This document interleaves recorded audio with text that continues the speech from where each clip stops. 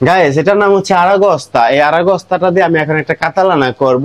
আমার আরাগস্তাটা কিন্তু জীবিত, তারপরও বলিরে করতে হইব, কিছু করার নাই। বলিরে মিনিংস হচ্ছে সিদ্ধ। তো গাইস আমার পিলেট কিন্তু প্রিপারেশন করা হয়ে গেছে। আমি একটু পমোদরি দিয়ে দিলাম, মানে আই মিন টমেটো দিয়ে দিলাম।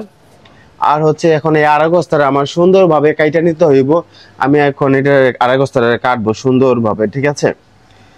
যাতে পিস পিস করে কাইটা নিব, পিস পিস করে কাইটা নিলাম, ঠিক আছে? এখন আমি মাছগুলো এখানে বসায় দিব। ওকে, বসায় দিলাম। দেন এইটাও কাইটা নিব, আমার এই মাছটাও আমি কাইটা নিব সুন্দরভাবে, এখানে বসায় দিব। এখন আমি মাছগুলারে উঠায় দিব, সবটুকু মাছ মানে সুন্দরভাবে বসায় দিব। ওকে, তো গাইস এটা হচ্ছে তেল। এই তেলগুলো আমি সব উপরে দিয়ে দিব, মাছের উপরে আর এমনকি ভেড়দুরার উপরে, যাতে সবটার উপরে পড়ে। ওকে, আর এটা হচ্ছে চিপল্লা লাল পেঁয়াজ। এই লাল পেঁয়াজটাও আমি উপরে দিয়ে দিব। দেন উপরে কিছু বাজিলিক দিয়ে দিব সবুজ। তো আমার বাজিলিক দেওয়া শেষ, আমার মাছটা কিন্তু কমপ্লিট হয়ে গেছে। দেখেন এটা হচ্ছে আমার আড়াই বস্তা, এটা আমি এখন সামনে পাঠিয়ে দিব।